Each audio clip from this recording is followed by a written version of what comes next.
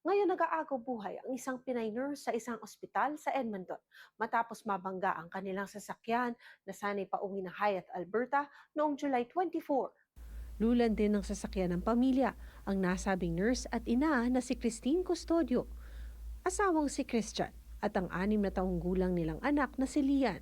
Widespread severe brain injury yung ano niya. And she broke her arm, she broke her femur. Nagising na lang po ako, nasa ospital na po kami. Habang naka-life support si Christine, may iniinda namang fractured skull ang kanyang asawa at sa hiwalay na ospital, patuloy na nagpapagaling ang kanilang anak sa tulong ng rehab para muling maigalaw ang kanyang mga binti.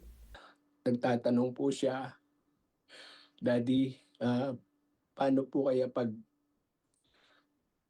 gumising si Mami tapos hindi niya tayo makilala? Dati ng nurse sa Pilipinas si Christine bago mag-migrate sa Canada bilang international student. Ayon sa kanyang kapatid, hindi raw biro ang mga sakripisyong pinagdaanan ng pamilya para makamit ang pangarap sa Canada. 4 days after ng crash, nakuha nila yung PR nila.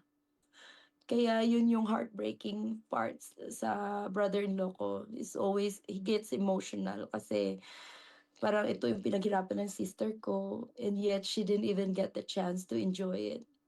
Nagtiis daw maglingkod sa rural community, halos 6 na oras ang biyahe mula sa ate niya sa Edmonton. At nakasama lamang muli ang pamilya matapos nitong makuha ang kanyang Canadian diploma. Kahit paano nakuha niya family niya to be with her kasi malungkot dun malayo yung you're on your own. Nung nandito na yung family nila, I never thought na ito mangyayari talaga, no. Isang GoFundMe ang sinimula ng katrabaho ni Christine.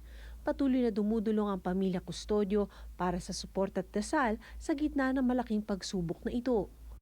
I just want to take this opportunity to thank the Filipino community. They take their time to send money and to send prayers.